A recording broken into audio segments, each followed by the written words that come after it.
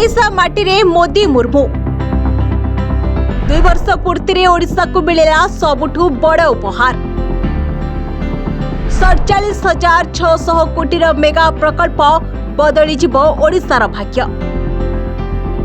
मिलिबो मागणा बिजुली सूर्यग्राम पलटिबो राष्ट्रपति गाँ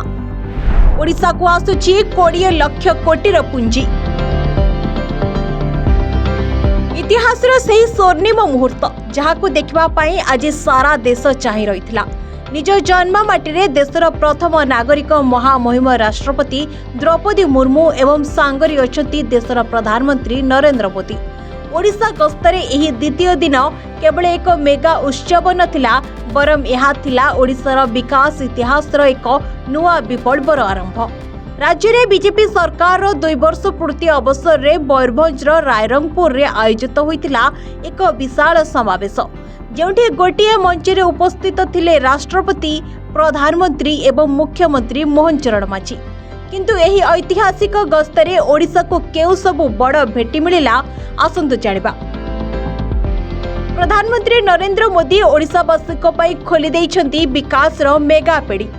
ओडिशार प्रगति पाए प्रधानमंत्री गोटे कि दुईटी नुहे पूरा 47,600 कोटी अधिक टंकार विभिन्न विकासमूलक प्रकल्पर उद्घाटन और शिलान्यास करछंती। शक्ति रेलबाई सड़क संयोगीकरण स्वास्थ्य एवं शिक्षा क्षेत्र में आसवाक जाउची बड़ परिवर्तन केवल सेतिकी नुहे उत्कर्ष ओडिशा माध्यम राज्य को 20 लाख कोटी टंकार पुंजी निवेशर प्रतिश्रुति मिल सारिथिबा बेले केवल शक्ति क्षेत्र पाई 6,000 कोटी पुंजी आसीछि।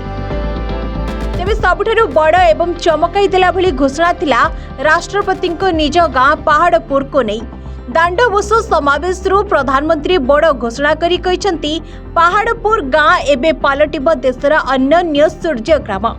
एही गाँर लोक मानकु एणिके संपूर्ण मागणे बिजुली मिलिबो यहाँ सहित मयूरभंज रे आउ एक नुआ नवोदय विद्यालय स्थापन पाई मध्य अनुमति मिलिछि। तेबे मुख्यमंत्री मोहन माझी नेतृत्व को भूयसी प्रशंसा करी प्रधानमंत्री कहिसंती ओडिशा रे डबल इंजिन सरकार आसबा परे विकास द्रुत गति रे बढ़ुछि। तेबे सुभद्रा योजना और आयुष्मान भारत भली मेगा योजना एबे सफलतार सह लागू होइछि। सेपटे निज जन्मदिन में जन्ममाटी को आसीथिबा महामहिम राष्ट्रपति मध्य भाव विहोड़ होई प्रधानमंत्री को कृतज्ञता जणाइछंती। 47,600 कोटीर एही मेगा उपहार एबे ओडिशार चेहरा बदलाइबाकु जाउछि। Bureau report BTV.